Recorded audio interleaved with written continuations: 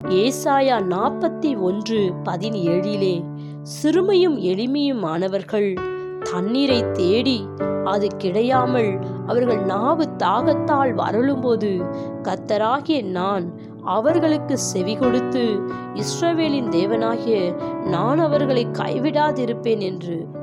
ஆம், இன்றைக்கும் சிறுமியும் எளிமையுமாய் இருக்கிறவர்கள் தண்ணீரை தேடி அது கிடையாமல் அவர்கள் நாவு தாகத்தாலே வறண்டு கொண்டிருக்கிறது. எனக்கென்று ஒரு ஆசீர்வாதம் கிடைக்காதா, ஒரு நன்மைகள் நடக்காதா, என் தேவைகள் நிறைவேறாதா என்று சொல்லி அநேகருடைய நாவு தாகத்தால் வறண்டிருக்கிறது.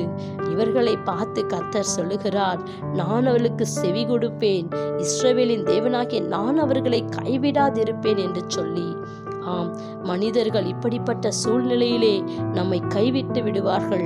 பணம் என்று, தேவைகள் என்று அவர்களிடத்திலே நாம் போகும் பொழுது நம்மை விட்டு விலகி போய்விடுவார்கள். ஆனால் கர்த்தர் சொல்லுகிறார், நான் உன்னை கைவிடாதிருப்பேன், நான் உனக்கு செவி கொடுப்பேன் என்று. அன்றைக்கு வனாந்திரத்திலே தன் குழந்தையை வைத்து அலைந்து திரிந்த அந்த ஆகாருக்கு கர்த்தர் அந்த பிள்ளையின் சத்தத்தை கேட்டு வனாந்திரத்திலே ஒரு துறவை திறந்து கொடுத்தார். இன்றைக்கும் கர்த்தர் வனாந்திரத்தை தண்ணீர் தடாகமாக மாற்ற அவர் வல்லவராய் இருக்கிறார்.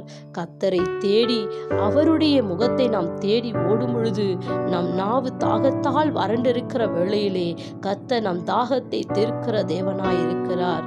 Have a nice day. God bless you.